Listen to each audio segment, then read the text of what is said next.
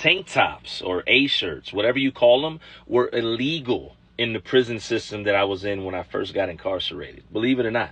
Yes, if you got caught with a tank top in the Commonwealth of Virginia when I first got incarcerated, it was a charge. And what a charge can actually do is it can cause you to lose some of your good time. Literally, if you catch too many offenses, 200 series, 100 series, these are institutional infractions, you can definitely lose some of your freedom. Additionally, on top of the sentence that you were given. And it can be over something as frivolous as a tank top or a shirt. The tank top was considered contraband, and I'm talking about like high priority contraband. It was one of those things that, in my opinion, the correction officers just were so celebratory about whenever they found one. And the thing is, people were probably asking, why would individuals risk their freedom to have a tank top?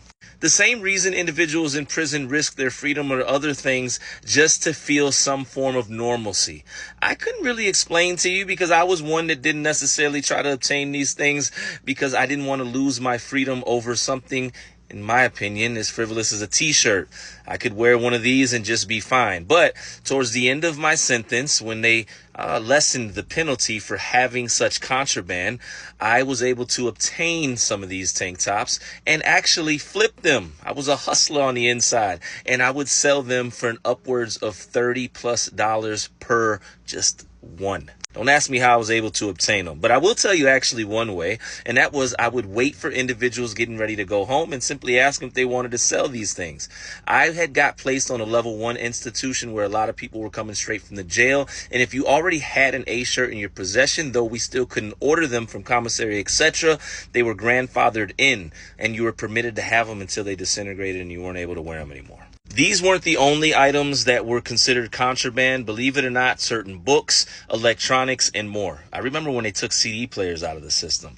That is how long ago I was in the prison system and how long I was in the prison system, because it was while I was on the inside that I seen them implement tablets, which I never would have thought I would have seen. It was like George Jetson technology when I was in prison. So yeah, believe it or not, tank top, A-shirt, you could have lost some of your freedom, and unfortunately, some guys did. I was the inmate advisor in there that helped people fight charges when they caught them on the inside, and we couldn't beat certain cases. And contraband charges were some of the hardest to beat on the inside because generally the individual would get caught red-handed with the item they weren't supposed to have in there.